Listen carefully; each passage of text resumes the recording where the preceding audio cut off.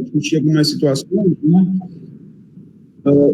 Então, Ricardo, tá, beleza. Então, a gente vai conversar hoje a discutir, né, alguns assuntos importantes, né, que está, na verdade, esse finalzinho aí de governos democráticos, né, então nós fomos até, basicamente, ao governo de Fernando Henrique Cardoso, né, e a questão da própria eleição, reeleição, né, isso está explicado na videoaula, né, que está gravada na plataforma do Elementar, e também a última aula que eu também gravei, tá, da apostila, seguindo a sequência da apostila de História do Brasil, foi a história das constituições, tá?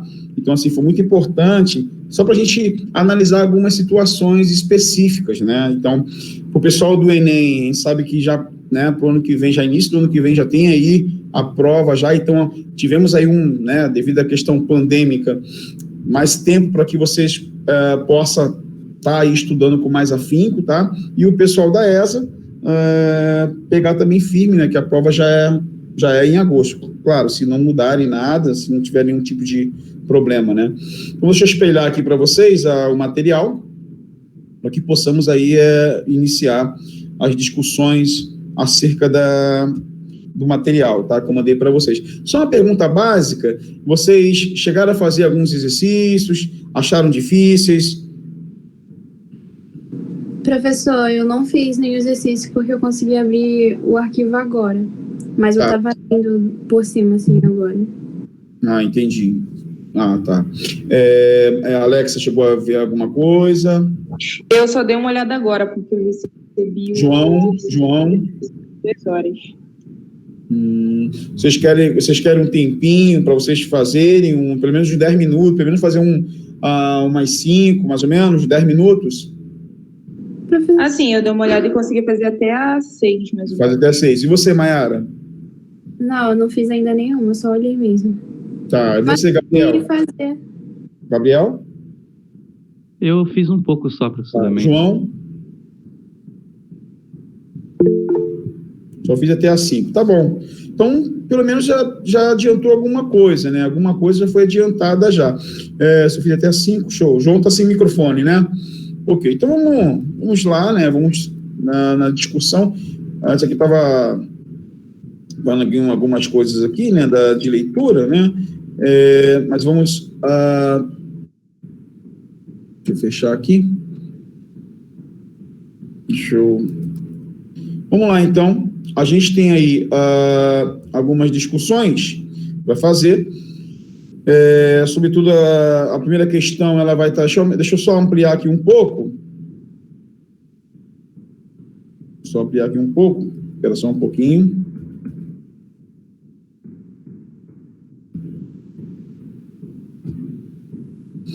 Então, vamos lá. Primeiramente, a gente tem a questão número 1, a gente vai estar aqui ampliando aqui um pouco, para que vocês tenham uma visibilidade maior. Então, a primeira questão, nós estamos aí, é claro que isso aqui é uma análise que está falando aí sobre a questão das constituintes, né, das assembleias constitucionais, tá? Então, a primeira questão está dizendo o seguinte: as assembleias constituintes de 1987 davam direito aos cidadãos de apresentarem propostas e emendas ao texto constitucional.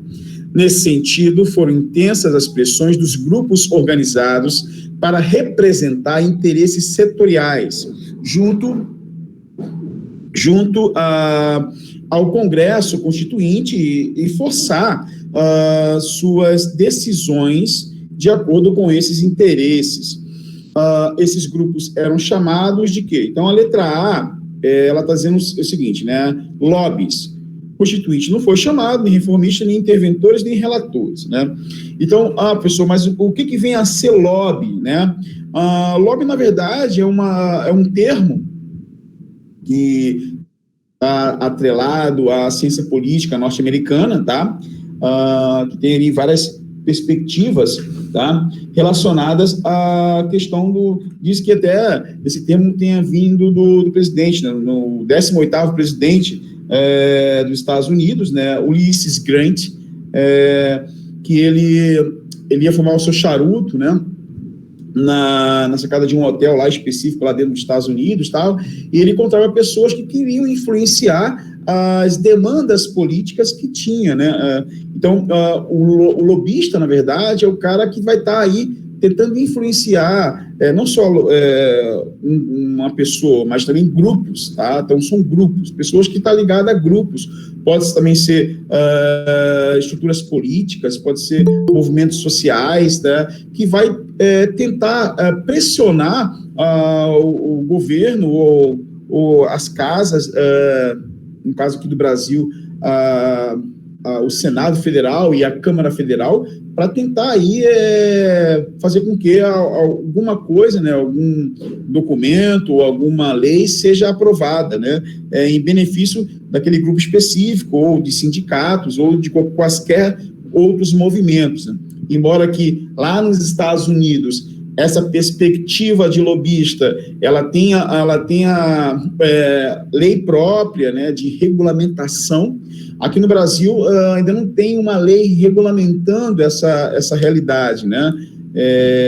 E muitos dos lobistas que perpassaram aí nos governos, tanto dos governos Fernando Henrique Cardoso, Lula, Dilma, até o finalzinho, né, do governo Temer, nós temos aí grupos que estão atrelados à corrupção, né? Então, é óbvio que a conceituação de lobby, ela tem uma perspectiva da ciência política, tá? Que não tem nada ligado à corrupção. Então, são grupos que tentam pleitear ou até mesmo pressionar qualquer tipo de emenda constitucional, qualquer tipo de situação para que seja votada, né? Então, é uma pressão popular também, né? Então, tem grupos ligados a partidos políticos, a movimentos sociais e até mesmo a própria população, né? Então, essas são as realidades, né? Claro que aqui no Brasil tem uma série de outras situações, né? Então, muitos foram presos, né? Tem grupos que foram presos, tem grupos que estão respondendo processo perante não só a estrutura da Lava Jato, mas outras perspectivas aí, tá? Ok? Dúvida? Não. Ok. Vamos para número 2. Número 2, temos aí o seguinte. Recentemente, tem havido no país um crescimento do número de movimentos grevistas. Esses movimentos têm como principal reivindicação o quê? Então, é óbvio que aqui a gente está... O texto aqui, ele não nos remete a uma outra perspectiva qualquer, né? Ele está nos colocando aqui a perspectiva do próprio direito, né? Então, claro que você tem direito à greve, claro que tem outros grupos que têm regulamentação. Por exemplo, a classe médica, por exemplo, tem que manter, parece que tem que manter uma quantidade de pessoas trabalhando para não desmantelar a organização da saúde, enfim, tem uma série de situações para cada categoria de trabalho, né? Enfim, então, aqui dizer o seguinte: reajustes reais de salário, isto é, salários que possam superar o custo de vida, né? Sobretudo, se a gente for pensar de modo geral, a gente tem aí vários problemas que passaram, né, no governo JK, no governo Jânio Quadros, no governo João Goulart, tá? E é óbvio que até mesmo a própria ditadura militar, tivemos vários problemas com relação à situação do salário, né? Embora que na ditadura militar nós tivemos aí a questão do próprio fundo de garantia, né? Que foi uma perspectiva iniciada pelo governo João Goulart e depois materializada, né, no governo militar, né? Então, a gente tem uma série de situações, de discussões sobre essa questão, né? Principalmente na atualidade, né? Com relação ao desmantelamento da consolidação das leis trabalhistas provenientes do governo, principalmente do governo de 30 a 15 a 45, né, com Getúlio Vargas, né, que inicia essa perspectiva de uma legislação trabalhista, né, embora que ele não deu porque ele era um cara bonzinho, e sim por ter várias reivindicações que ocorreram, né, durante esse tempo, né, e, sobretudo, na década né, naquela perspectiva ali de 37, né, com a Constituição de 37 da Polaca, né, e aí consolida mesmo ali, há uma consolidação forte, né, de diversas categorias, de diversas outras realidades laborais, ok? Alguém colocou diferente nesse aqui? Não, então. Número 3, uma questão, né, essa. Muitos planos econômicos ocorreram nos anos 80, exceto o quê? Pô, aqui é bem fácil, né, gente? Plano Verão foi quando? Plano Verão, a gente sabe que o Plano Verão está naquela transição ali do Sarney para o Collor, né? Plano Bresser também, Plano Collor não foi, Plano Cruzado não foi. Então, o único aqui que não se encaixa na década de 80 foi o Plano de Metas, né? O Plano de Metas, na verdade, era um plano interligado ao governo de Juscelino Kubitschek. Então, ali já temos uma série de situações nesse governo. E lembrando aos senhores que, obviamente, vocês devem ter estudado, principalmente na perspectiva industrial e na perspectiva da década de 80, a questão da década perdida, né? A década de 80 é considerada uma década perdida, não só no Brasil, mas na América Latina como um todo, com diversos problemas, sobretudo com relação também a claro que lá no final da década de 80 nós vamos ter o desmantelamento, né, do bloco socialista, né, e os Estados Unidos aí como uma perspectiva unipolar, né, e é óbvio, unipolar, quando eu falo unipolar, estou falando de uma realidade ligada à perspectiva bélica, né, e também a realidade também ligada aos outros blocos que foram surgindo, né, o Pacto Andino, o Bloco do Pacífico, né, sobretudo com os tigres asiáticos, o próprio dragão chinês, né, a injeção de capital japonês ali, e claro que nós estávamos naquela efervescência pós-mundo bipolar, né, então a década de 80, ela significou várias outras realidades, tanto para o Brasil, quanto para o próprio consumo do brasileiro, né. Então, a década de 80 é considerada uma década perdida, né? Por o Brasil ter passado por vários problemas econômicos, estruturas inflacionárias, entre outras realidades aí que o povo brasileiro teve que passar após o regime militar brasileiro, tá? Ok? Alguma dúvida aqui? Não, né? Ninguém fala nada, tá tudo bem, tá tudo tranquilo. Acertaram esse? Bom, eu não sei, né? Mas tá tudo bem, professor. Aqui está dizendo o seguinte, gente, muitos planos econômicos ocorreram nos anos 80, exceto o quê? O que é o exceto? Que não está dentro dessa realidade, né?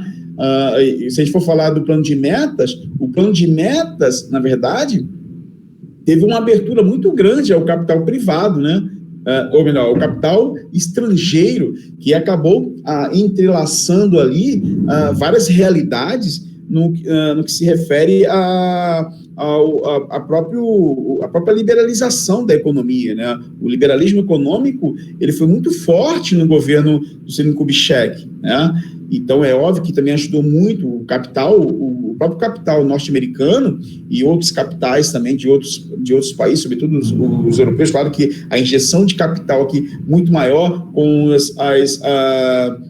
as multinacionais ligadas aos Estados Unidos, mas muita coisa foi construída, muita coisa foi desenvolvida por causa também desse capital também, e essa ligação do Juscelino Kubitschek com uma perspectiva mais liberal, inclusive ele foi para os Estados Unidos pleitear outras situações de modernidade para países da América Latina. Então foi um cara que tinha uma perspectiva ligada a outras realidades, né?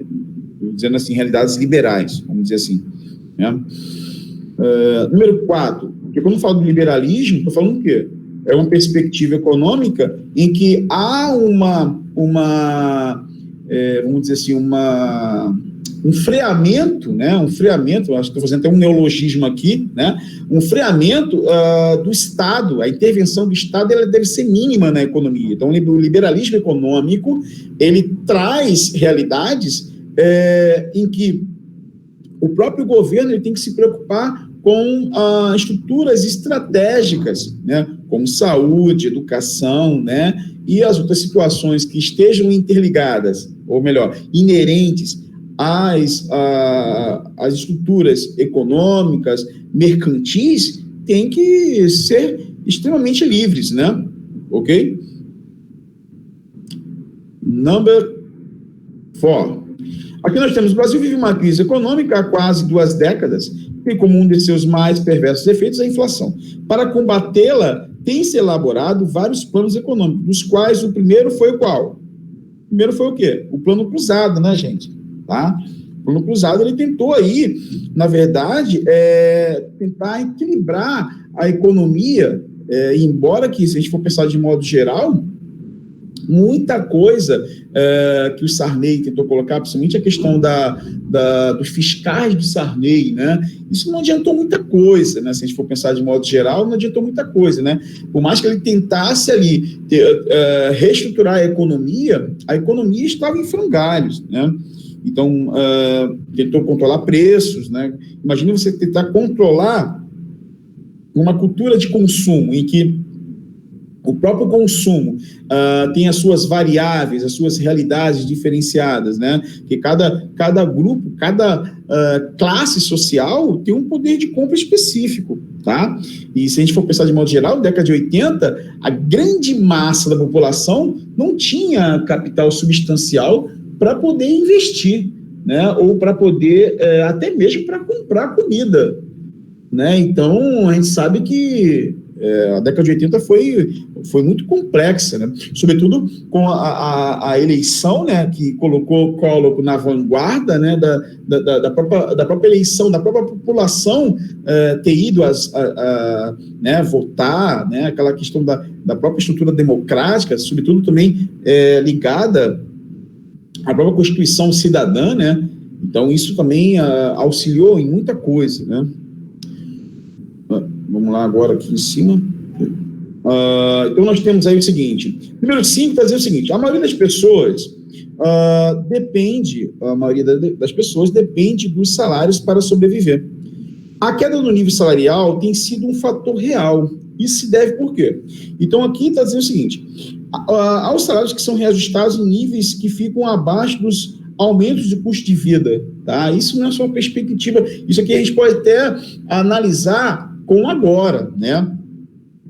A gente sabe que desde a época, né, isso sobretudo na questão econômica, desde a época de Getúlio Vargas, o salário do trabalhador, seja ele campesino, embora que tem, na própria perspectiva campesina, ou seja, com os trabalhadores rurais, temos várias situações também, tá? Desde a época do boia fria, né? Porque o boia fria naquela época era o quê? Aquele cara, por que era boia fria? Porque ele levava a marmita dele, tá? E a marmita, na verdade, era basicamente a comida trazia quente, mas quando ele ia comer, né, já no finalzinho da colheita de cana, né, a comida já estava fria. Então, por isso que era boia fria. O trabalhador que comia uma comida fria, né?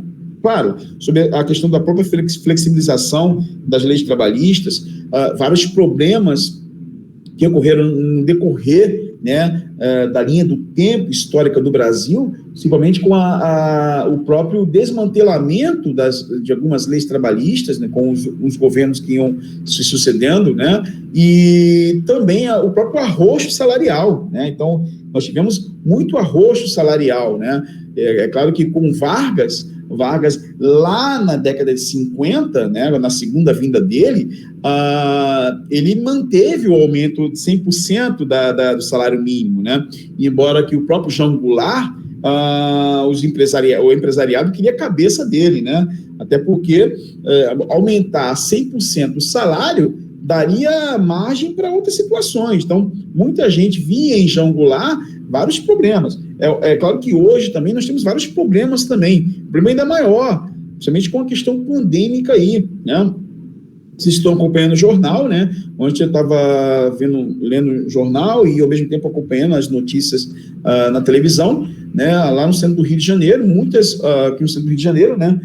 Principalmente ali nas áreas ali pertencentes à Lapa, né? Ali no próprio bairro ali, né? Na rua, na verdade, rua do Riachuelo, né? A gente tem vários problemas, principalmente restaurantes sendo fechados, né? Principalmente tem uma área ali muito interessante com relação à própria gastronomia, entre outras situações, né? Então, tem áreas, tem locais, principalmente, claro que isso está dentro dos setores da economia, vocês estudaram isso obviamente, com o Ricardo, né? A questão dos setores da economia, setor primário, nós não temos tanto problema inicialmente, embora que a grande parte da agroindústria, ela está muito forte no Brasil, né? A gente está com uma estrutura bem interessante, né? Agora, o setor secundário, a gente sabe que o setor primário é o quê? É o que abrange a agricultura, é o que abrange aí no caso, a agricultura, a pecuária, né? O extrativismo mineral, vegetal e animal, né? O setor secundário é o setor que abrange as indústrias, as fábricas, né? Então, a gente sabe que muitas indústrias estão tendo problemas, né? Muitas empresas estão tendo problemas. A questão pandêmica, ela está trazendo problemas econômicos sérios. Então, há uma dupla preocupação sobre a questão econômica e também sobre a questão do próprio medo das pessoas de pegar esse vírus e ter problemas. Enfim, a gente sabe que tem vários estudos, várias situações todas, né? A possível volta de escolas, então está tendo uma discussão muito grande, né? Então, é óbvio que quando a gente fala dos salários, a perda de salários, né? Ou seja, a gente tem aí várias situações ocorrendo, né? Principalmente com o desemprego, né? Desemprego em alta, tá? Então, tem aumentado ainda mais, né? E fora outras situações aí, com relação até à própria distribuição de renda, que não está chegando, né, aqui de direito, e agora descobriram problemas de contas irregulares ou contas ilícitas na Caixa Econômica. Então, ou seja, o brasileiro também não colabora, né? Enfim, então nós temos várias situações. É claro que não estou dizendo que sejam todos, até porque não tem nenhum estudo que comprove que todos os brasileiros são corruptos, né? Então, a gente sabe que existem pessoas de boa índole, né?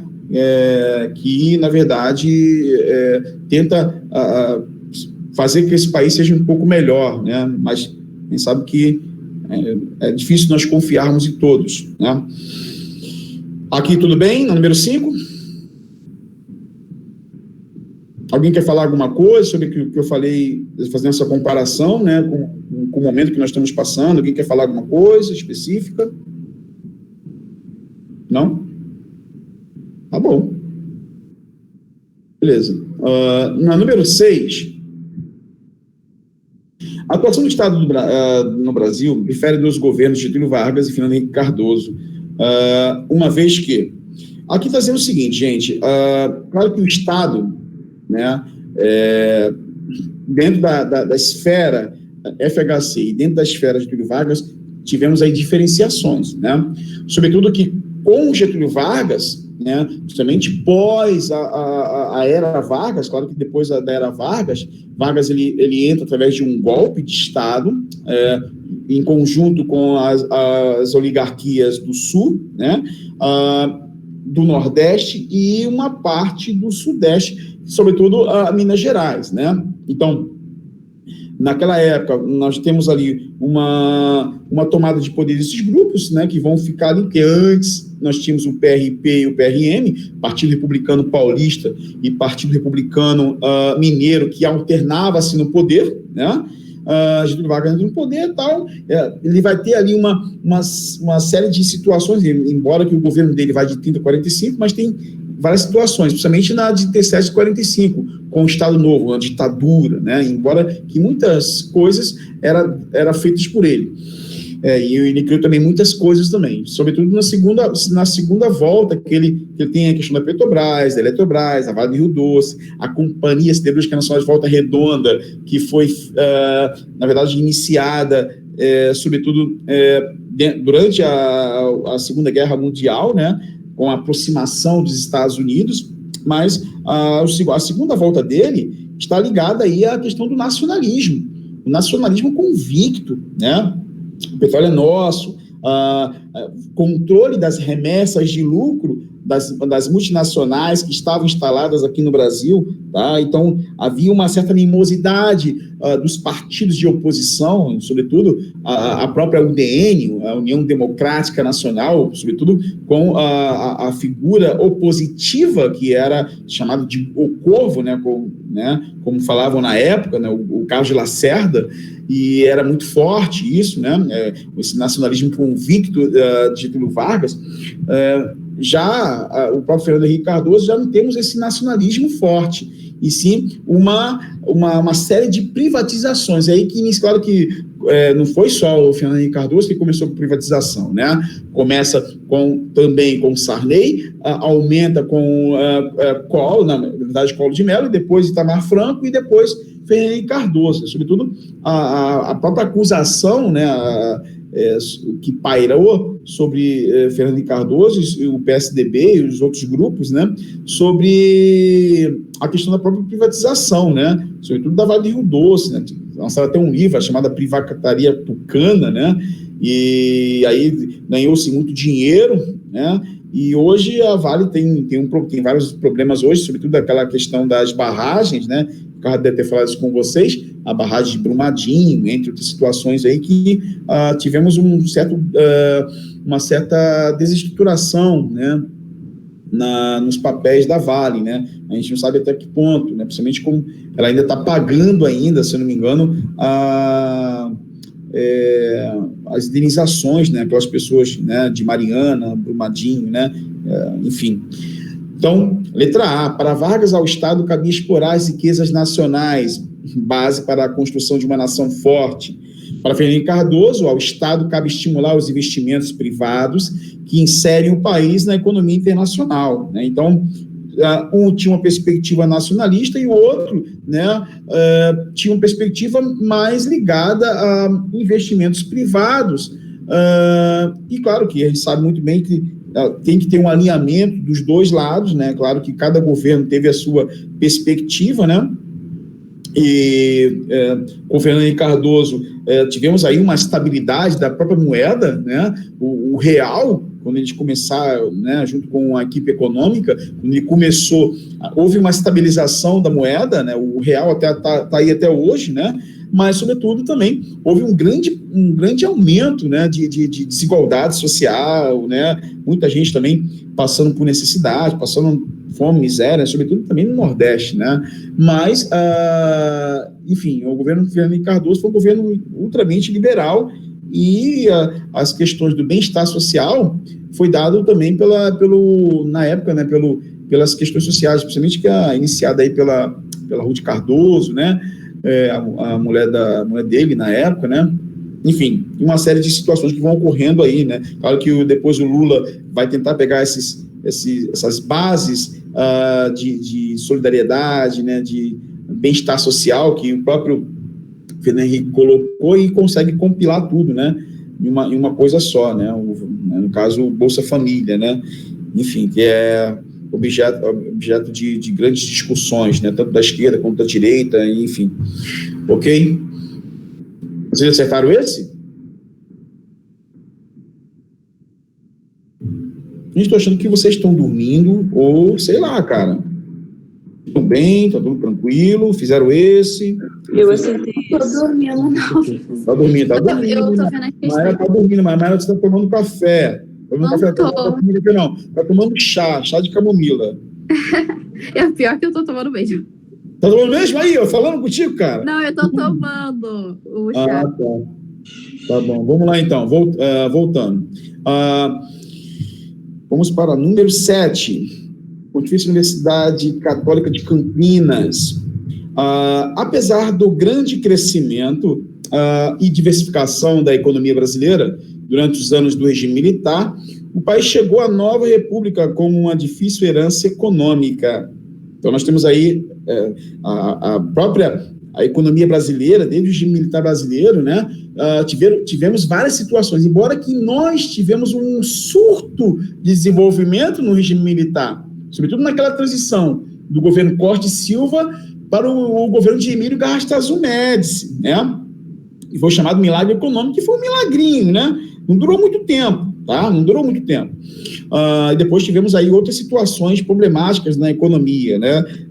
O que foi bacana foi o Proálcool, né? Iniciado aí nos governos militares, né? Que tivemos que fazer frente aos problemas que estavam ocorrendo no mundo, né? Sobretudo na questão do petróleo, né?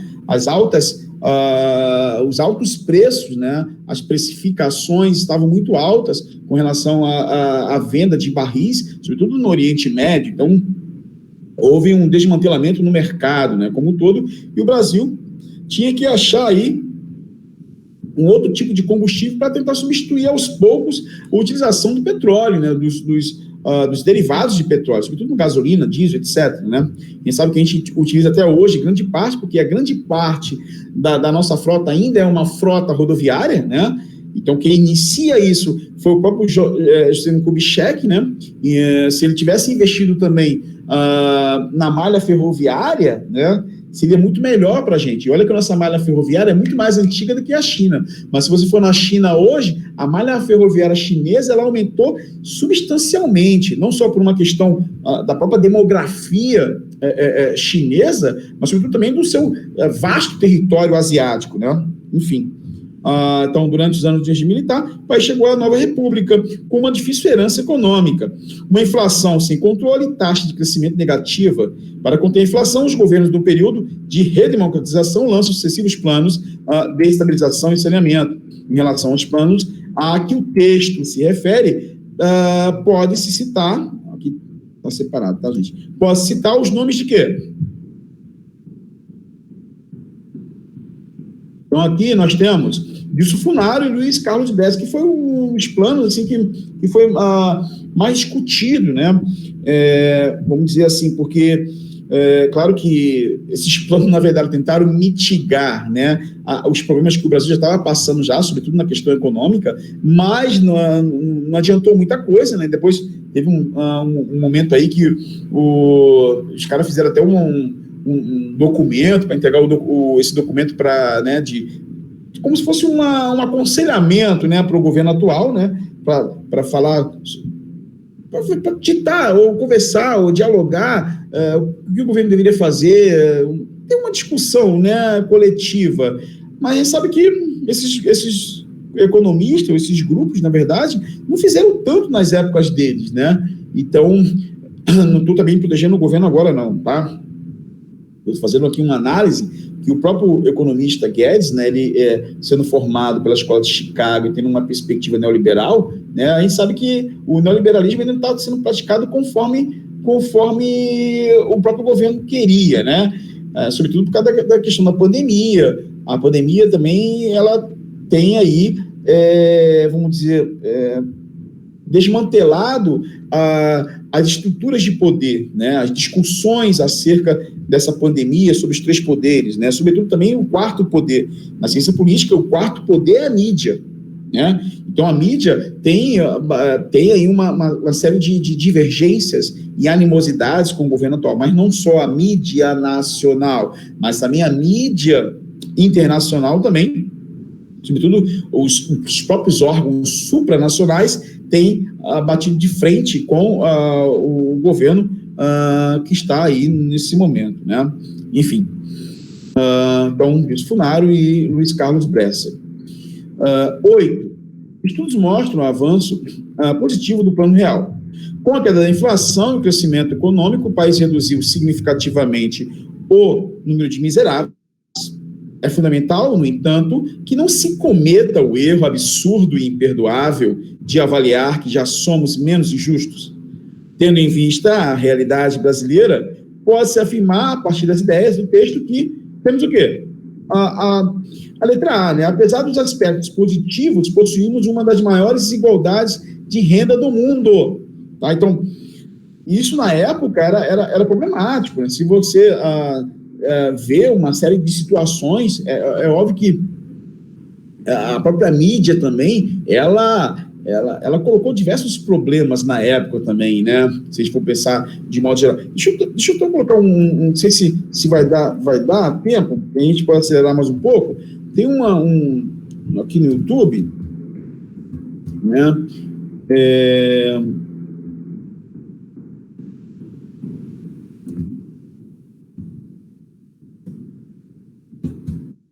Vou botar aqui,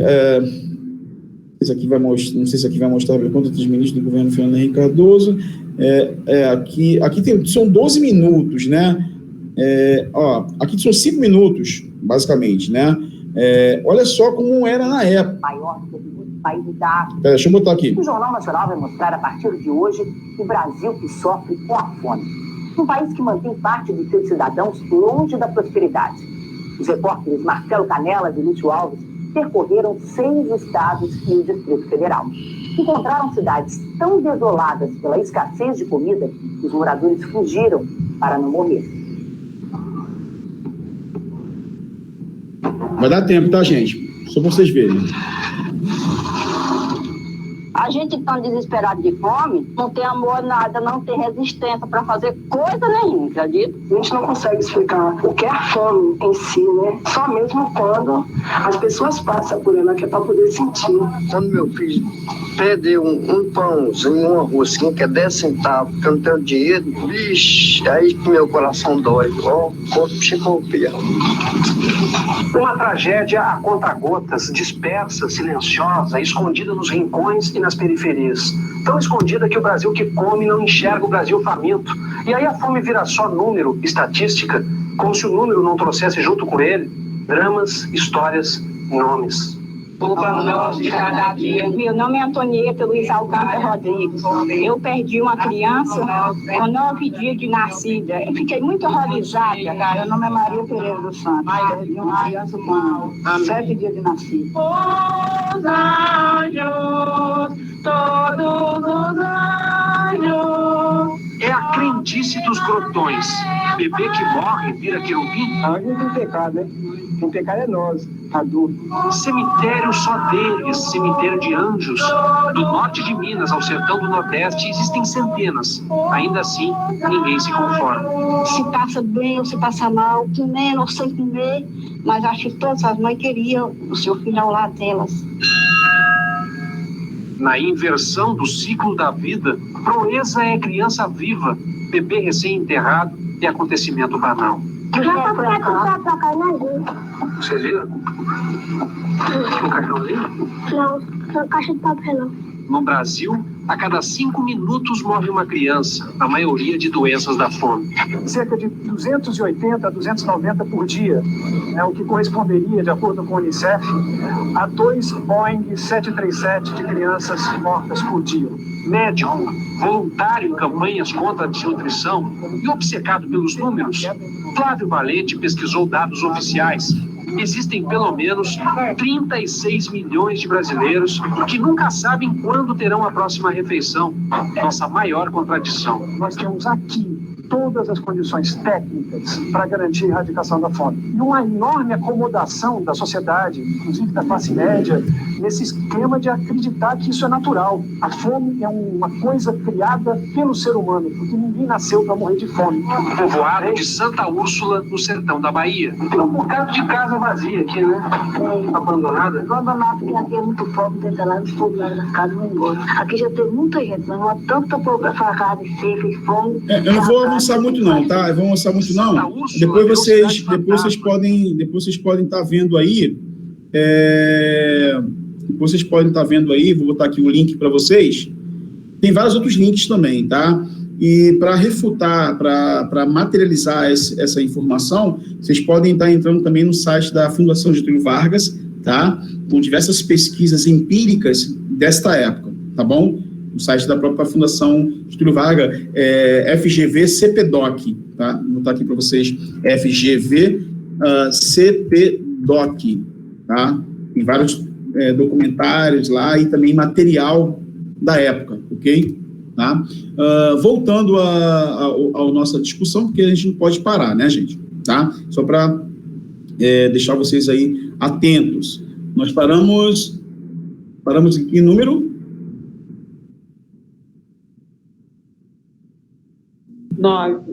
9, né? Ah, tá. Então, ainda, né, é claro que isso foi diminuído, né, de certa forma, aos poucos, né, principalmente no governo, pós o governo Fernando Henrique Cardoso, né, a eleição e a reeleição, nós tivemos aí outras situações, né, enfim. Número 9. A campanha eleitoral de Fernando Collor de Mello baseou-se essencialmente no tema da moralização administrativa e política, ou seja, caçar os marajás, né? Já aí que outro candidato à presidência da República explorou com preferência a mesma temática, né? O Gaspar Dutra não foi, porque o Gaspar Dutra, na verdade, era farinha do mesmo saco, né? Na verdade, apadrinhado político de Getúlio Vargas, né? Felipe Cardoso, na verdade, ele vai usar a sua influência, né? Principalmente com a equipe econômica que ele ajudou a formar no governo Itamar Franco, né? Ele, com o próprio sucesso do Real, ele consegue ser eleito, né? Então, não foi muito mais pela competência dele como ministro da Fazenda, né? E depois como ministro da Economia, né? Enfim, ou como ideólogo, né? Juntamente com essa equipe econômica do Plano Real, e aí depois como presidente, tá? Claro que Gênio Quadros, né? Nós temos aí Gênio Quadros, naquele tempo não foi, porque ele morreu antes de tomar posse, Getúlio Vargas não foi, porque ele também não precisava tanto, o próprio Getúlio Vargas já era uma força política muito grande, né? Então, aqui temos Gênio Quadros. Gênio Quadros, até para ele ser eleito, teve a musiquinha, varre, varre, vassourinha, varre, varre a bandaleira, né? Então, Gênio Quadros era um cara que também queria acabar com a corrupção no Brasil, né? Com a corrupção, sobretudo, no controle forte das estruturas administrativas do governo, né? Então, o cara governava até por bilhetinho, né? Tentando desmantelar a alta burocracia que tinha no Poder Executivo, né? Enfim, uma coisa louca. Então, essa comparação, ela se interliga, né? Embora que renunciou, ele mesmo renunciou, fez uma cartinha lá e renunciou, né? Querendo dar um golpe, vamos dizer assim, pensando que a população o apoiaria na volta da governabilidade. Isso não aconteceu, né? E já Fernando Collor, ele vai receber aí, na verdade, uma punição, mas, na verdade, lá na frente, o processo vai ser muito grande, né? No processo de impeachment, né? E ele acaba renunciando, na verdade, né? Sofre o impeachment, mas ele renuncia para não poder ser inelegível, né? Durante 8 anos, enfim. Teve uma série de discussões na época, né? Sobretudo também pelos próprios grupos também da sociedade, né? Grupos estudantis, né? Classes operárias, sindicatos, enfim, muito também imposto também pelo próprio, imposto na verdade articulado pelo próprio PT na época, né? Que era moralizante na época e se desmoralizou na própria era Lula, né? Sobretudo na descoberta aí dessa questão do mensalão, né? Entre outras coisas, né? Número 10. Acerca da década de 80 no Brasil, podemos afirmar, do ponto de vista econômico, que vamos acelerar aqui, que foi um período. Que período foi esse? Não foi esse daqui. Então, foi um período, né, de recessão das atividades econômicas, tanto que muitos o consideram como uma década perdida, como falei anteriormente. Isso aqui não precisa nem explicar, né, gente? Acertaram esse? Não. Ninguém falou nada, tá tudo bem, tudo tranquilo. Então, beleza. Número 11. Número 11, na verdade, número 12, né? Visando a implementar medidas políticas, Sarney enviou conversa à emenda constitucional número 25, aqui na verdade número 25, que ficou logo conhecida como emendão. número 25, na verdade, número 25,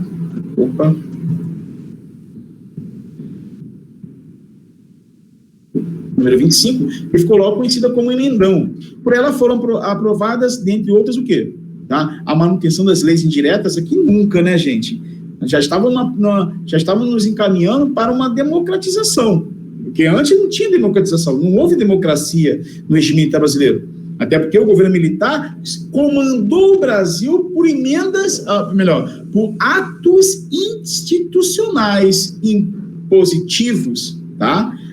A própria outorga de 1967, né, da Constituição, ou seja, o próprio, claro que o parlamento ele votou, mas votou com a pressão, né, sobretudo com a pressão da estrutura militar, né, então não foi basicamente grupos coagidos, então foi uma outorga, né, então duas outorgas na história da Constituição, foi 1924, 1824, é mais um pouco, gente, 1624, 1837 e 1967, né? Tivemos também a de 69 também, mas o que ficou valendo foi a 67, embora que na história da Constituição, a 69 também, ela perpassa aí essa historicidade, tá bom? Então aqui, a legalização das atividades sindicais, acabando-se com as intervenções, né,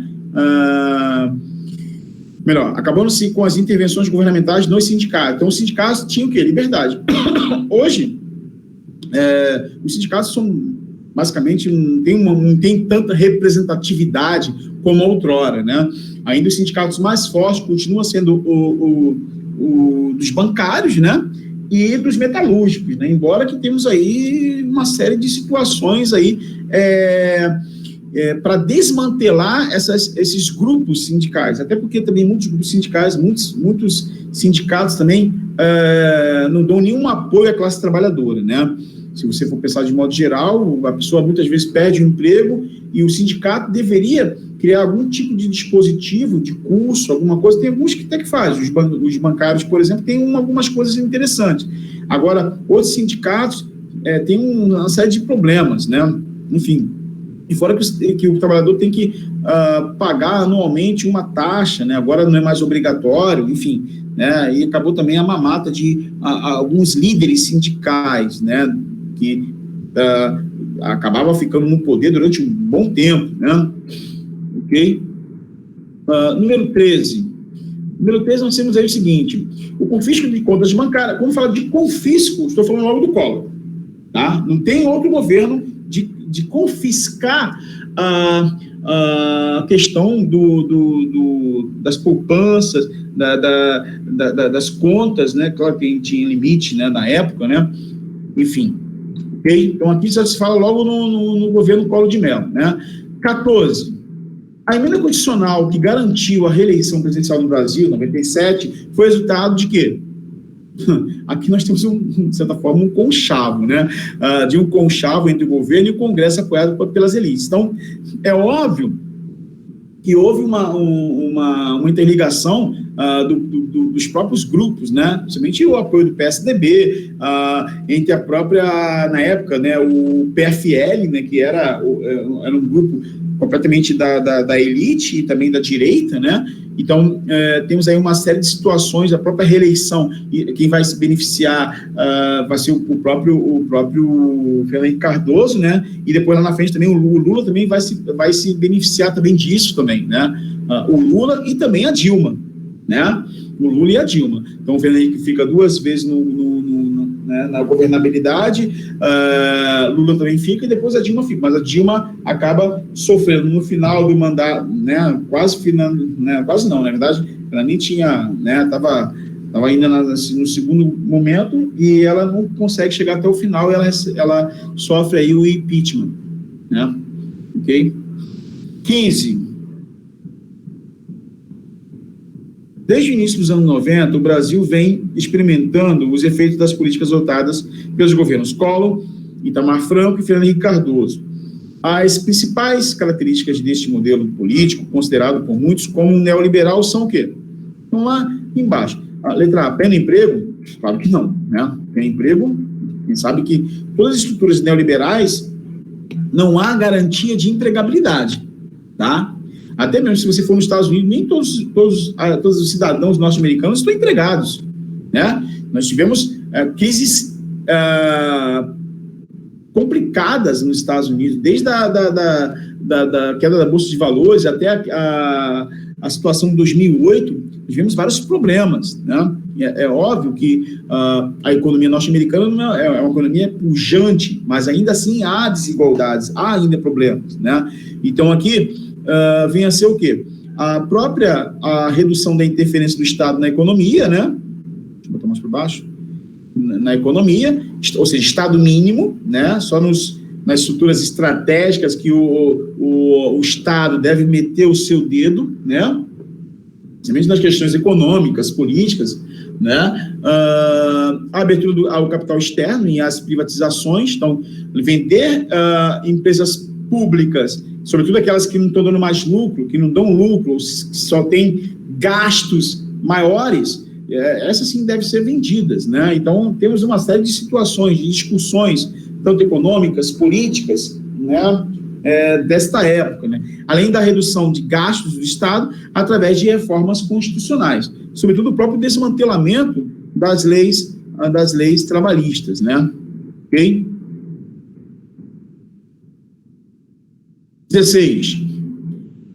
Após 20 anos de governos militares e com a derrota no Congresso da emenda Dante de Oliveira, estabelecer eleições diretas para a presidência da República, Tancredo Neves é eleito presidente pelo Colégio Eleitoral. Ou seja, nós temos aí o Colégio Eleitoral, ou seja, o próprio poder legislativo que teve esse protagonismo, tá? Em disputa com o candidato governista Paulo Maluf.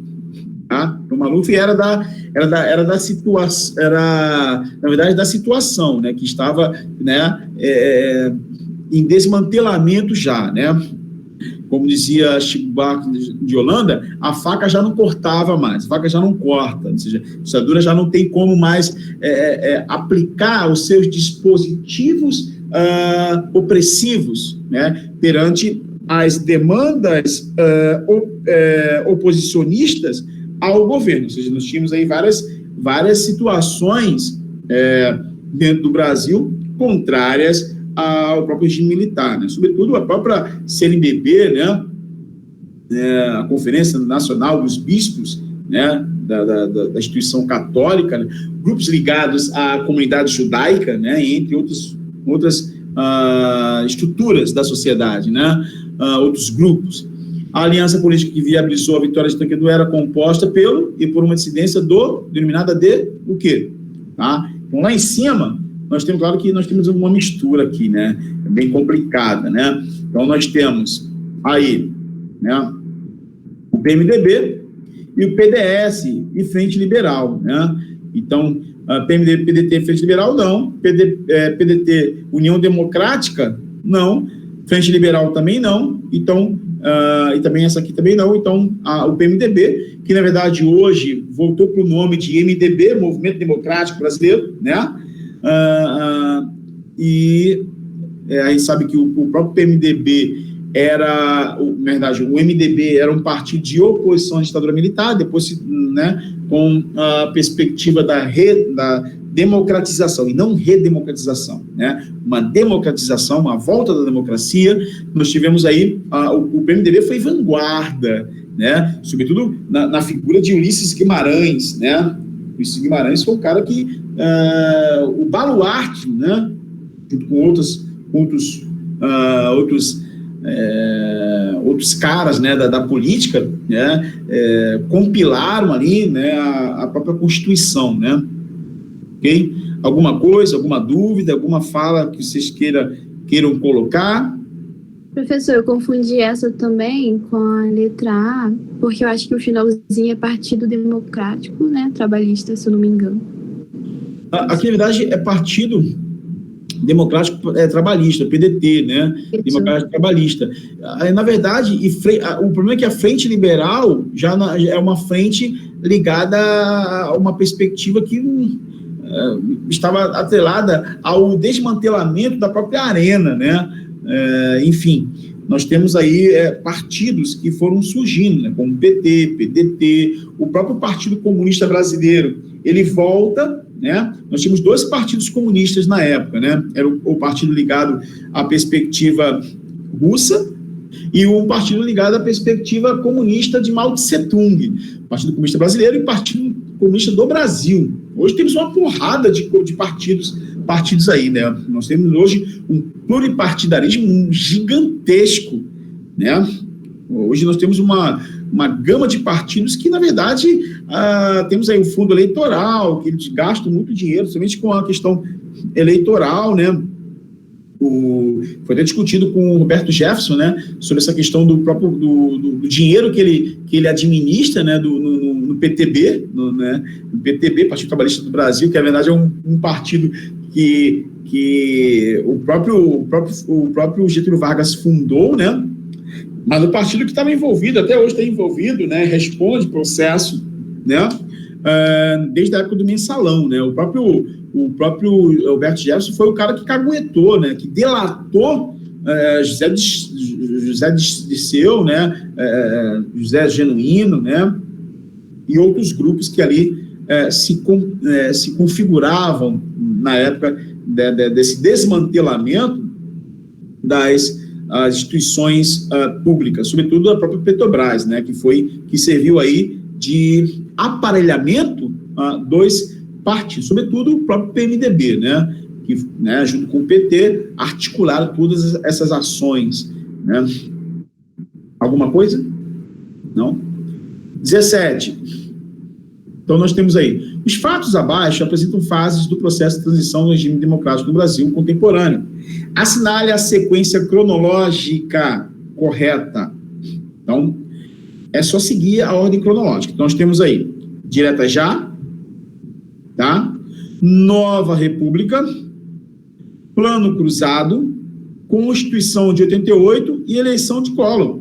Porque com a Constituição de 88, todos agora vão poder votar. Lembrando aos senhores que o próprio Sarney, ele foi eleito indiretamente pelo Poder Legislativo, né, gente? Pelo Poder Legislativo. Com a Constituição de 88, a chamada Carta Cidadã, que dali tinha vários direitos para a população, vários direitos para várias categorias sociais, laborais, sobretudo também a questão a valorização da questão dos direitos humanos, entre outras situações. Então, a carta que ela não foi outorgada, e sim promulgada pelo Congresso. Nós tivemos ali várias mãos, né, que construíram essa Constituição, né? Na verdade, claro que nós tivemos ali diversas retificações, né, desde a Constituição de 1824 até a última, 88, né? Tivemos várias situações ali, tá? Ok? Beleza. 18. A movimentação causada pelo pedido de impeachment, ou seja, impedimento do presidente Fernando Collor de Mello no Congresso Nacional, gerou uma acirrada discussão acerca dos 3 poderes nacionais, né? De acordo com a Constituição em vigor, assinale a opção correta. Qual é a opção correta aqui? Alguém fez esse?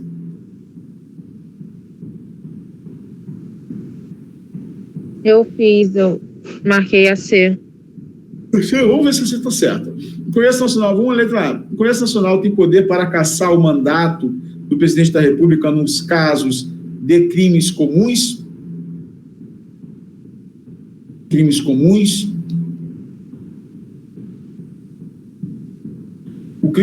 Os crimes comuns depende, né? Aqui depende de diversas situações, né?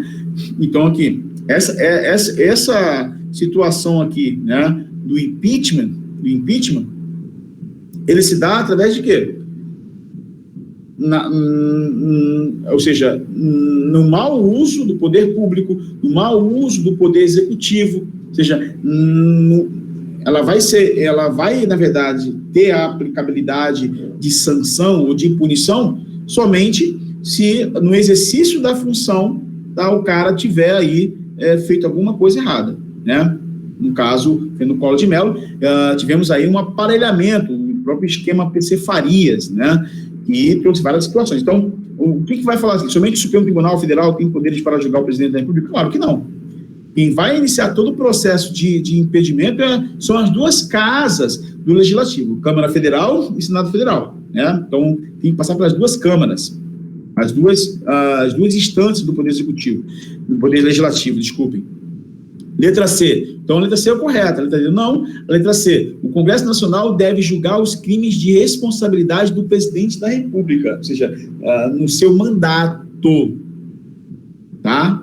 Vocês sabem a diferença de mandato para mandado, não sabe?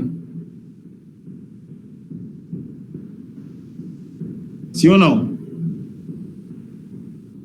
Gente, engraçado, vocês não falam nada. A gente vai falando, vai discutindo, ninguém fala nada. A maioria está tomando chá ainda. Chá com biscoitos. Não tô, não. Eu estava fazendo esqueci. Acabei. A Alexa está dormindo. A própria foto dela aqui já remete que ela está deitada no sofá, deitada ali, tranquila. Ela bota a foto rindo, mas deve estar chorando ou dormindo. Né? Eu acabei de falar, como é que eu estou dormindo? Sei lá. Vai que está dormindo, a gente não sabe. Vai que está falando, mas está deitada. João também, João tá sem microfone, né? João, caramba, não tá sem microfone. O Gabriel, fala uma coisa aí, Gabriel, tá tudo bem? Alguma coisa. Aí, alguma coisa, já falou. Cleison, na verdade, é o homem invisível, né? Te amo, Cleison. Vamos lá. Então, essa daqui é a correta. As outras não se coadunam com a resposta, né? Vamos lá para o número 19. A número 19, vou botar para cá para vocês, se vocês sabem. É o Vargas, professor, já respondi. Eu votei através de sigla, né? O único governo na história brasileira que durou 15 anos foi qual? Né? Juscelino Kubitschek? Não foi, né, gente? João Goulart? Também não. JG? JQ? Jânio Quadros? Não. Né? Então, GV. Getúlio Vargas, tá? Vou ter uma sigla aqui e tal, para vocês, né, matar a charada, né? Já mataram a charada, GV. Então, Getúlio Vargas ficaria muito óbvio, vou ter GV para vocês também entenderem que na história também tem essas nomenclaturas também, né, na discussão, né? A primeira Constituição Republicana foi a qual? Foi aqui, a 1824 não foi, né? A 1824 foi a primeira Constituição do Brasil, que foi, na verdade, outorgada por Dom Pedro I, né? Somente pós a independência do Brasil. Nós tivemos aí a Assembleia Constituinte de 1823, né? A chamada Constituição da Mandioca, né? Só podia votar quem tinha plantações alqueires de mandioca. Aí houve uma discussão e tinha um caráter absolutista, né? Isso vai deixar Dom Pedro puto da vida, né? Revoltado da vida, e aí ele vai, na verdade, desmantelar a organização da Assembleia, né, Constituinte, e ele mesmo vai impor uma nova Constituição, né? Ok? Então, a Constituição de 1824 foi uma posição de Dom Pedro, então foi a primeira Constituição do Brasil. A de 88 foi a última Constituição, né? A Constituição Cidadã. E a 67 foi a Constituição, tá, do regime militar brasileiro. Então, a primeira Constituição republicana foi a que se deu depois da proclamação da República, né? Sobretudo no finalzinho do governo Marechal Deodoro da Fonseca, em 1891, ok? A minha acertou essa ou errou essa? Eu errei, eu coloquei A. Colocou A? É porque é uma questão assim, muito, muito objetiva, né, gente? É só vocês pensarem o seguinte: a primeira Constituição do Brasil sempre vai ser de 1824, tá? Sempre vai ser de 1824, ou seja, uma Constituição que ela estava o quê? Ela estava no período o quê? Imperial, período monárquico. Já a Constituição republicana, sobretudo com um caráter interligado à ideologia, né, positivista, foi a Constituição Republicana de 1891, né? Ok? Eu confundi. Tá bom, não, mas isso é normal. Isso aí, depois eles vão pegando aí, só voltando aí, né? A própria questão já te dá depois uma base para você assimilar e não esquecer mais, tá? Constituição Republicana. 1891. Primeira Constituição Republicana, 1891. Acabou. Tá? Primeira Constituição do Brasil, 1824. Só lembrar das datas, né? E aí mata. Embora que é uma questão ESA, né, gente? A ESA é muito objetiva, né? São questões muito objetivas. O Rio Grande, questão 21, o Rio Grande, sem correr o menor risco, amarrou por telegrama os cavalos no Belisco. A marcha de Lamartine Babo fala sobre o quê? Com o humor da Revolução. O que ela fala?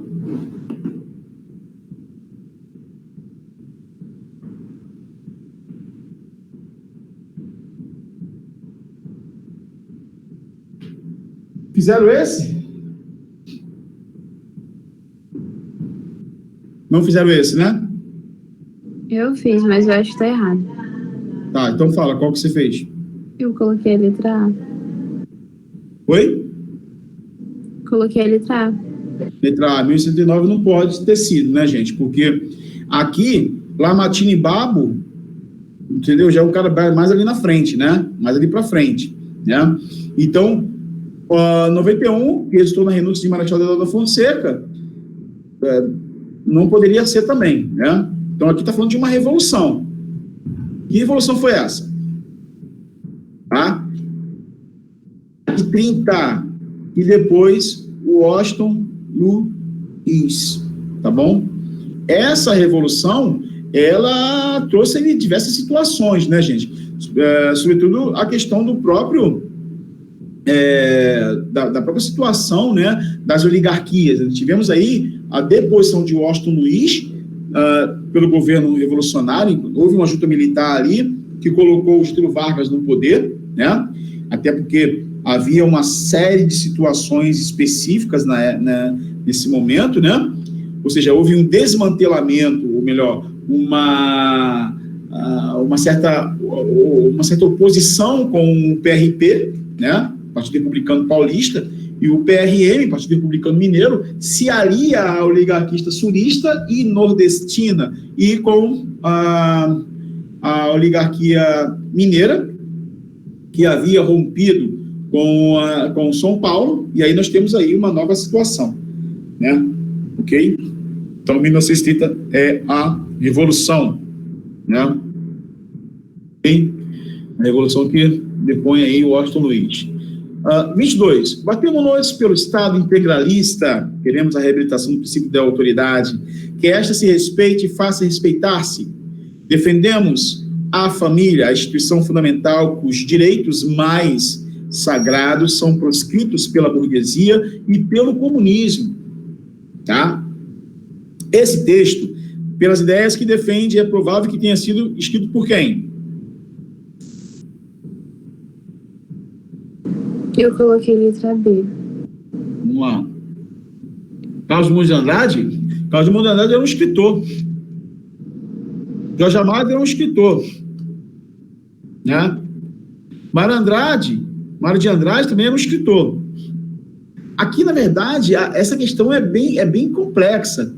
Porque, na verdade, está falando de uma realidade, de uma perspectiva política, de uma perspectiva também ligada à situação religiosa, mas o Oswaldo de Andrade também não é. Então, é Plínio Salgado. Plínio Salgado, assim como os demais, também era um literato, mas era um cara que tinha uma perspectiva fascista. O próprio integralismo era uma perspectiva fascista. Tá? Ok? Então, nós temos ali uma série de situações, entendeu? Situações diversas. O fascismo, na verdade, que surgiu na Itália, aqui eu vou falar um pouquinho da história geral, tá, gente?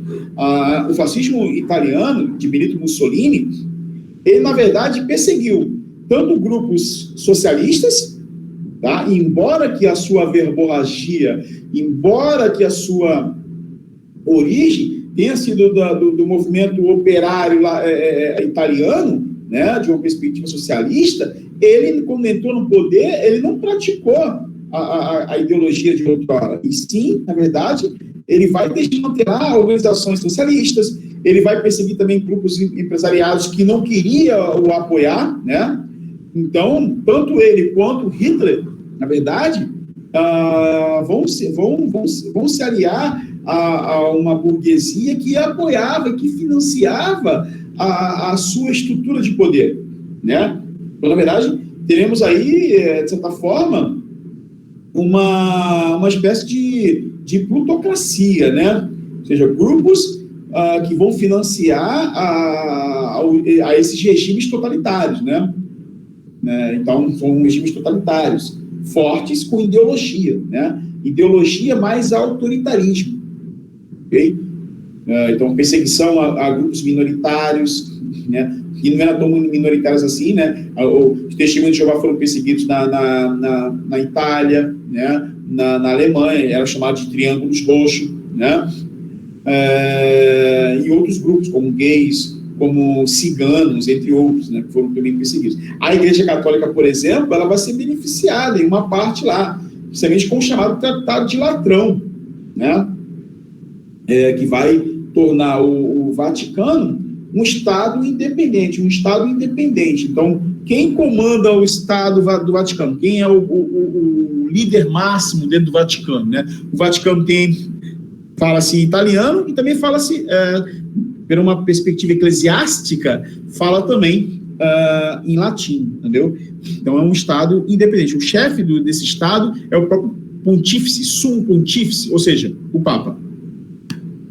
Então, aqui no caso aqui, Pio Salgado ele se baseia pela perspectiva fascista italiana e tenta praticar uma espécie de fascismo à la brasileira, né? Chamado fascismo tupiniquim, que ainda existe até hoje, principalmente no sul do Brasil, né? O integralismo ainda está vivo até hoje, sobretudo na atual conjuntura, esses grupos têm vamos dizer assim, se fortalecido mais e mais, né? Enfim, que há uma série de discussões sobre o surgimento não, na verdade, a ativação, né, forte desses grupos hoje, por conta também de discursos diversos, de diversas alas de poder, de partidos, de grupos organizados, tanto em mídias quanto outras realidades, ok? Dúvida? Não. Só uma dessas datas não procede, né? Então, qual que não procede? 1924, Revolução que colocou Getúlio Vargas no poder? Então, nada a ver, né, gente? Então, o restante está ok, né? E da Revolução Constitucionalista de São Paulo, que era contra o governo varguista, né? Então, São Paulo vai bater de frente com o governo federal. 34, promulgação da segunda Constituição Republicana, né? A primeira foi em 1891, a segunda em 34, né?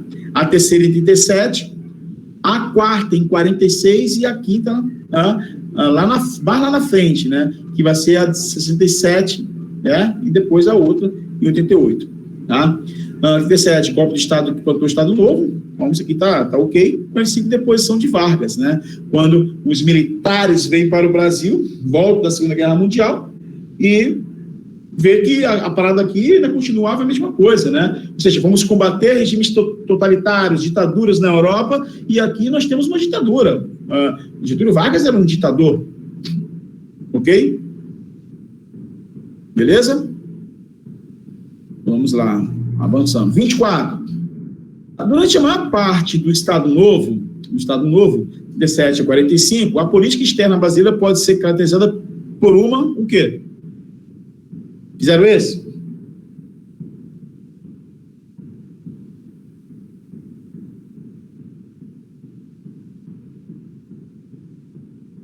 Alô? Letra E, professor. Vamos lá, então. Vamos ver se é a letra E. Não, a letra A. Durante a maior parte do Estado Novo, a política externa brasileira pode ser caracterizada por uma orientação pragmática, prática, frente aos Estados Unidos e à Alemanha nazista. Por quê, gente? Nessa época, nós tivemos o quê? A chamada política pendular. Antes de entrar na Segunda Guerra Mundial, de mandar as tropas para a Segunda Guerra Mundial, o Brasil ficou numa diplomacia econômica entre os Estados Unidos e a própria Alemanha nazista. O próprio Getúlio Vargas, ele era simpatizante dos nazistas, né, gente? Então, a gente sabe aí que o negócio era complicado, né? Era bem complicado. Então, ele vai ficar se alternando aí nessas duas realidades. Aí vai chegar o momento que os navios, né, que estavam ancorados no litoral são torpedeados por submarinos alemães, né? Segundo, né, a situação da época, né, o que foi falado na época, né, e aí o próprio Brasil entra na guerra apoiado pelos Estados Unidos, mas é claro que o Getúlio Vargas, né, vai pedir aí um dinheirinho para os Estados Unidos, né, com esse dinheiro de empréstimo, de diversos incentivos fiscais e outras coisas, né, tecnologia, etc., que vai ser dado aí, né, fortalecida aí a questão da indústria nacional, né? Sobretudo a construção da siderúrgica nacional de Volta Redonda, né? Ok?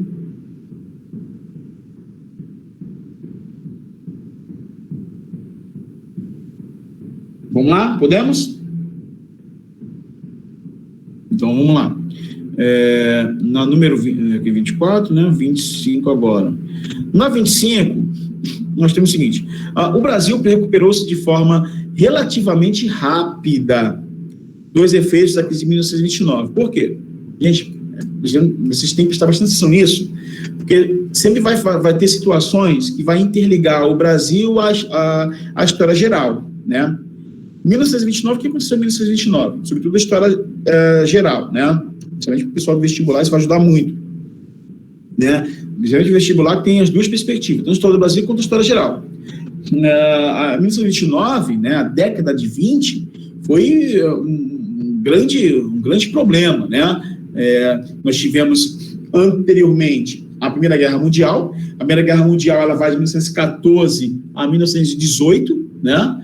Então essa Primeira Guerra Mundial ela traz ali interferências de dois grupos que vão se conflituar, né? Sobretudo a questão do estopim da guerra, né, que ocorreu na região dos Balcãs, né, entre a Sérvia e o Império Austro-Húngaro, ou seja, um sérvio acaba assassinando o arquiduque Francisco Ferdinando e sua esposa, né, e aí a situação fica pior, porque o Império Austro-Húngaro vai querer impor, na verdade, as sanções e também investigação na Sérvia. Então, isso vai trazer vários problemas ali, e, claro, a interferência da Rússia e depois a declaração de guerra dos países. Então, nós temos a Tríplice Aliança com a Alemanha, Império Austro-Húngaro, Bulgária e Império Turco-Otomano, contra a França e, sobretudo, no início, né, a França e a Rússia, depois entra na guerra a Inglaterra, né,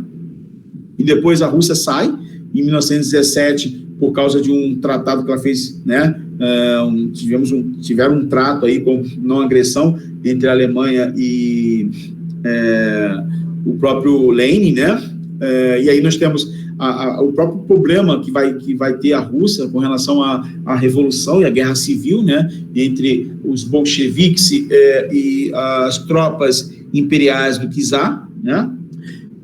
E aí, depois os Estados Unidos entram na guerra, né, para auxiliar a Tríplice Entente, né, que estava em desmantelamento, né, e aí os Estados Unidos saem da guerra como um país rico, forte, né, e credor, né. Só que o que acontece? Na década de 20, 29, a Europa ela se recupera rapidamente, né. Ela consegue se recuperar, sobretudo por causa da injeção de capital e das próprias exportações norte-americanas. E aí a Europa sai está saindo desse problema e há uma diminuição abrupta, né, das importações perante os Estados Unidos. Então, os Estados Unidos, que estavam uma grande efervescência de produtividade industrial, começa a ter problema, né? Ou seja, nós temos muitos produtos, mas não temos o quê? Mercado consumidor. Então, há um colapso aí. A Bolsa de Valores de Nova York tem um boom, né, um colapso, e aí nós temos um problema seríssimo em outros países que estavam atrelados à economia norte-americana. Foi um chamado efeito dominó, né? Então, no Brasil, por exemplo, nós teremos uma realidade bem específica, tá? O que vai ser aqui? nós vamos ter, de certa forma, deixa eu botar aqui para cima que eu não acabei avançando mais, nós vamos ter aqui, né, um efeito combinado positivo resultou da diversificação das exportações e do crescimento industrial. O que vai ter aqui? Na chamada, tanto na Primeira Guerra Mundial, pós-Primeira Guerra Mundial, crise 29, quanto também lá na frente da Segunda Guerra Mundial, nós vamos ter uma chamada industrialização por substituição. O que vem a ser isso? O Brasil vai começar a estruturar o seu parque industrial. A Era Vargas foi muito importante para isso, né? E, ao mesmo tempo, o que vai acontecer? Ou seja, aqueles produtos que os caras compravam lá fora, que o Brasil comprava lá fora, vai começar a desenvolver esses produtos aqui dentro. Então, a indústria nacional começa a ter aí um outro parâmetro, né? Parâmetro de consumo, né? Nós temos, claro, que são várias situações, né? Situações, também investimentos, também até porque na Segunda Guerra Mundial o Brasil entra num confrontamento e vários capitais, e essa parceria Estados Unidos e Brasil foi muito importante, né? Naquele exercício anterior, nós tivemos o Zé Carioca, né? Criado pelo Walt Disney, né? Então, houve ali uma série de situações ali, né? De implementações, combinações econômicas, auxílio e cooperação tecnológica. Então, o Brasil, com o Getúlio Vargas, com a habilidade política dele, ele conseguiu aí uma grande quantidade de capitais para poder tocar aí o parque industrial, né? Embora que tardio, ele que deu o pontapé inicial para essas realidades, entendeu? Beleza? Alguma coisa? Não, né? 26, Universidade Presbiteriana Mackenzie, dentre as causas que levaram ao fim do Estado Novo, instituído por Getúlio Vargas, destacam-se o quê? O que se destaca, né? Então, causas que levaram ao fim do Estado Novo. Estou dizendo o Estado Novo, tá? Letra A, o atentado da Roteleiros. Não, o atentado da Roteleiros foi aonde? Foi no segundo governo Vargas, não tem nada a ver com a era Vargas, né? A era Vargas, ela vai de 30 a 45. Primeiro de 30 a 34, governo provisório. 34 a 37, governo constitucional. 37 a 45, nós temos o quê? O governo ditatorial do Estado Novo. Ok? Então, letra B, insatisfação popular contra Getúlio Vargas, espécie do movimento queremista. Não, nada a ver. E nada a ver. Na era Vargas não tinha queremismo, né? E nem a privatização da Petrobras, nada a ver isso. Letra C, a formação da Aliança Liberal e o golpe militar promovido pelo general Góes Monteiro. Não, nada a ver também, tá? Então, foi essa aqui, ó. A aliança entre a UDN e militares contra o queremismo, né? E o golpe militar que levou Vargas à renúncia. Então, na verdade, houve um golpe militar em 45. Houve uma junta militar que tirou Vargas do poder, tá? Ou seja, tiram Vargas do poder, é óbvio que Vargas estava ali, né, pleiteando, ele participa das eleições, ele é eleito senador por São Paulo e pelo Rio Grande do Sul, né, ele consegue ser eleito esses dois estados, né? E é engraçado que São Paulo, né, bateu de frente com ele na era Vargas, em 32, né? Enfim, é bem complexo isso, né? Então, essa foi a realidade. Alguma discussão? Não? Ok. Durante a Segunda Guerra Mundial, o Brasil foi governado, isso aqui, repeteco, né? Então, isso aqui é bem tranquilo, né? Por Getúlio Vargas, né, gente? Manuel Eurico Gaspar Dutra, o Dutra estava no governo de Vargas, né? Mas quem comandava o Brasil nessa época era Getúlio Vargas, tá? 28. Então, aqui nós temos, inspirado nas constituições fascistas europeias, especialmente na Constituição polonesa, daí seu apelido de polaca, estabeleceu o regime, que regime? Regime ditatorial no Brasil, o poder executivo aqui nas mãos do presidente, sacanagem, esqueceram aqui, nas mãos do presidente Vargas, assumia toda a autoridade o legislativo deixava de funcionar, os estados perdiam a sua autonomia, a justiça era enfraquecida com a suspensão ou eliminação dos direitos constitucionais, com o habeas corpus, o direito de greve, o de livre expressão e o de livre associação. Estamos falando da Constituição outorgada, né? Então, que Constituição foi essa, gente? Letra D. Hã? D. Vamos lá. 30 não foi. 30 foi a Revolução. 32 foi a Revolução Constitucionalista, né? 34 foi a primeira Constituição. Essa não foi outorgada, essa foi promulgada. 37. Letra D de dado. Ok? Letra D de dado. Beleza? Vamos lá, então. 46 foi no governo Dutra, né? Depois, o governo de Vargas, no governo de Dutra, nós tivemos 45, foi as eleições, 46 ele é eleito, então ele fica no poder de 46 até 50, né? 51, na verdade, ele passa a faixa para Getúlio Vargas, né?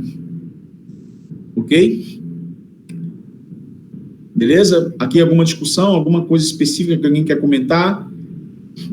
Eu recomendo depois que vocês verifiquem as aulas, vocês vão ter aí a aula, né, aula sobre Constituição, vocês vão estar vendo aí todo o aparato de informação sobre a Constituição brasileira, né, o estudo das Constituições, da história das Constituições, tá? Okay? Eu vou estar disponibilizando um material só sobre o estudo da Constituição para vocês se aprimorarem nesse tema, tá legal? Vamos aí à questão número 29. A chamada Constituição Cidadã Brasileira foi promulgada no ano de... Que ano foi promulgada?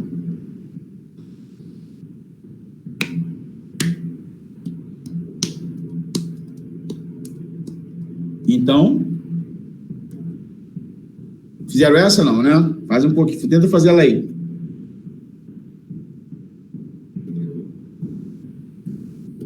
É só lembrar do que eu falei lá atrás, gente. A chamada Constituição Cidadã Brasileira foi promulgada no ano de... Lembrando, senhores, promulgar significa o quê?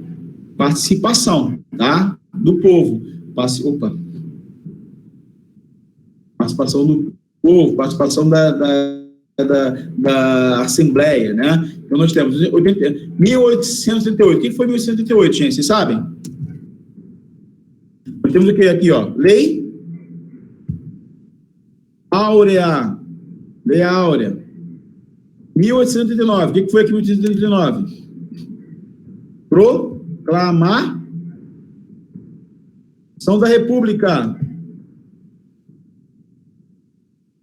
Da República. 88. Foi o quê? Foi a Constituição Cidadã Brasileira. Ok, gente?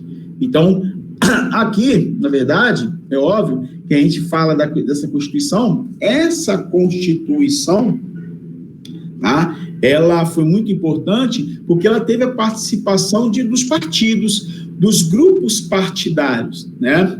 Então, não era só, como houve outrora, de grupos oligárquicos ou de grupos militares, não, tiveram aí a participação dos partidos, né? Os partidos tiveram a grande importância, tá? Sobretudo na própria redação da Constituição, né? Então, a participação dos parlamentares, né, pós-regime militar, foi muito importante para a consolidação dos direitos civis, né? Na verdade, e a participação também de diversos setores da sociedade, né? Embora que quem foi o responsável de fazer a redação, de fazer as certificações e torná-la mais próxima dos direitos civis foi na figura de Ulisses Guimarães, né? Os grupos ligados ao PMDB, né? E outros parlamentares, né? Então, aqui, na verdade, foi uma Constituição que foi promulgada, teve a participação popular, né? Ok? Então, Constituição. Constituição cidadã. Tá? Ok? Beleza? Vamos agora a número 30. Isso aqui tá na cara, né, gente? Vale a pena discutir ela? Essa questão? Vale ou não vale? Quem quer dinheiro? Número 30. Presta atenção. A independência do Brasil ocorreu em que dia, mês e ano? Caraca, essa aqui foi... E aí, responderam qual?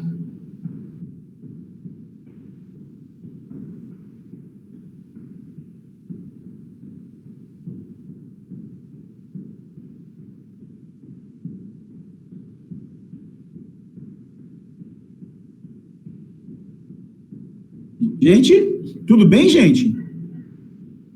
Alô? Meu microfone está com minha irmã. Ela está tendo aula também. Valeu, João. Beleza. Fizeram esse? Então, esse aqui, gente, é a letra A, tá? 7/9/1822, né? Alguém errou esse?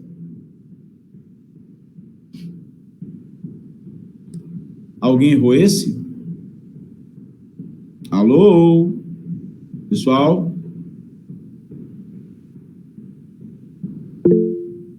Não, professor, tudo bem. Maiara agora resolveu responder escrevendo, porque ela está comendo alguma coisa, está com a boca cheia e não quer falar. Tá bom, Maiara?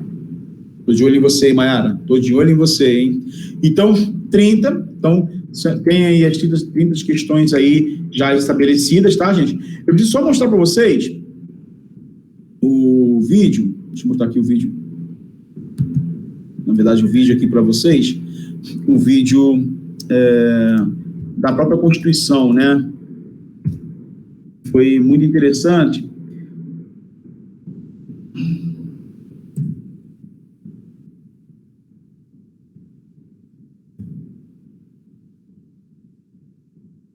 A época, né? Como um vídeo da época. Não quero ver, eu quero mostrar o vídeo da época. Não quero mostrar discussões sobre a Constituição, caramba.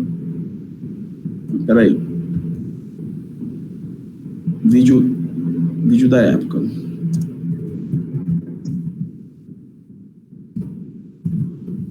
E está pelo site também da FGV, mas... Ó, aqui vai estar basicamente em... Deixa eu ver se isso aqui... Carta capital, regime interno... Não, aqui eu vou falar em 2 minutos, eu quero uma coisa rápida. Ó... A nova Constituição foi promulgada exatamente quando faltavam 10 minutos para as 4 da tarde. A festa foi no plenário da Câmara. Peraí. A nova Constituição foi promulgada exatamente quando faltavam 10 minutos para as 4 da tarde. A festa foi no plenário da Câmara. Pouco antes das 13h30, os presidentes da Constituinte, deputado Ulisses Guimarães, da República José Sarney e do Supremo Tribunal Federal, ministro Rafael Maia, chegaram ao Congresso. Eles foram saudados por tiros de canhão e pelo toque do hino nacional.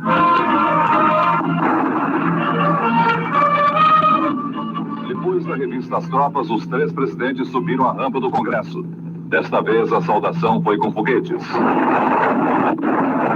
Os presidentes da Constituinte, Ulisses Guimarães, e do Senado, Beco Lucena, chegaram para a composição da mesa e foram aplaudidos. Logo depois, os líderes dos partidos conduziram o presidente Sarney e o presidente do Supremo ao plenário. Todos ouviram de pé o hino nacional.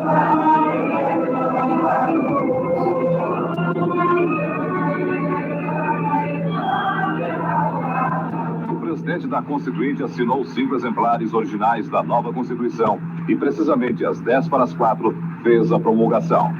Declaro promulgada o documento da liberdade, da dignidade, da democracia, da justiça social no Brasil. Deus nos ajude que isso se cumpra. Os 3 presidentes fizeram o juramento à Constituição. Primeiro, o deputado Ulisses Guimarães e os constituintes. Sustentar a união, a integridade e a independência do Brasil. Depois, o presidente Sarney fez o juramento com a mão trêmula, pela emoção. Prometo manter, defender, cumprir a Constituição, observar as leis, promover o bem geral do povo brasileiro, sustentar a união, a integridade e a independência do Brasil. O presidente do Supremo Tribunal Federal também fez o juramento constitucional. Defender, cumprir a Constituição, observar as leis, promover o bem geral do povo brasileiro, sustentar a união, a integridade e a independência do Brasil. O senador Afonso Arinos falou em nome dos constituintes, fez um histórico das constituintes brasileiras e defendeu a classe política. Fazer política é honrar nosso mandato, sustentar nosso trabalho e enobrecer a memória do nosso tempo. O presidente da Assembleia de Portugal, Vítor Crespo, falou em nome dos parlamentares estrangeiros presentes à solenidade.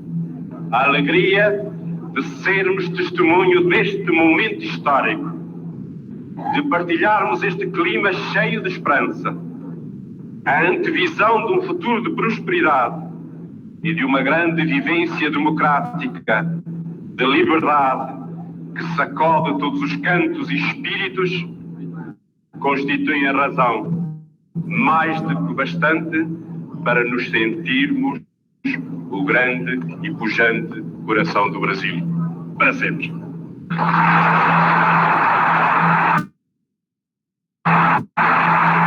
O último discurso foi do deputado Ulisses Guimarães. Ele agradeceu a presença de todos, políticos, governadores, delegações estrangeiras e outras autoridades, e falou sobre a nova Constituição. A Constituição certamente não é perfeita. Ela própria o confessa ao admitir a reforma. Quanto a ela, discordar, sim. Divergir, sim. Descumprir, jamais. Afrontá-la, nunca.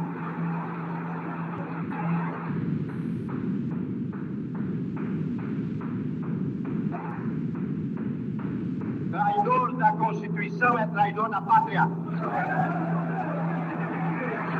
O presidente da Constituinte ficou emocionado ao agradecer a colaboração de todos, especialmente da mulher na Constituinte. A atuação das mulheres nesta casa foi de tal teor que, pela edificante força do exemplo, aumentará a representação feminina nas culturas eleitorais.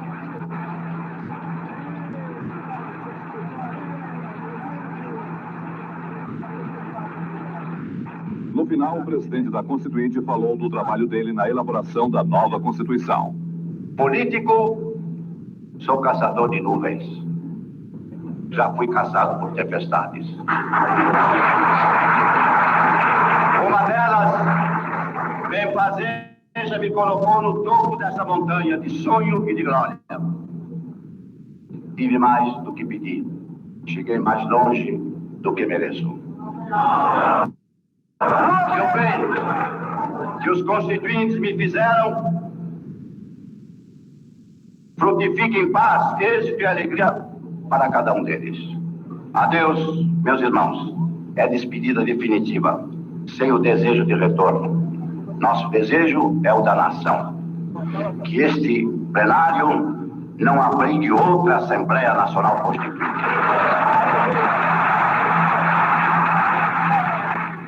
A Constituição pretende ser a voz, a letra, a vontade política da sociedade rumo à mudança. Que a promulgação seja nosso grito.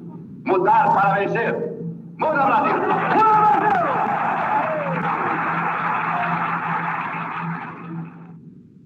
A festa da promulgação da nova Constituição segue agora à noite. Um grande jantar vai ser oferecido daqui a pouco no Congresso Nacional. Entre os convidados estão o presidente Sarney, os representantes de governos estrangeiros e todos os líderes de partidos políticos. A nova Constituição chegou com a primavera, com as flores, com esperança. E inspirou um homem que tem intimidade com as palavras e com as letras, o poeta Afonso Romano de Santana. No princípio é a letra, e a letra é ação. A letra vai nos inscrevendo, nos escrevivendo com o sim e o não. A letra é ação. A letra e a nação vão se construindo, se constituindo em nova Constituição. E se é primavera, deixemos a primavera por um momento nos governar.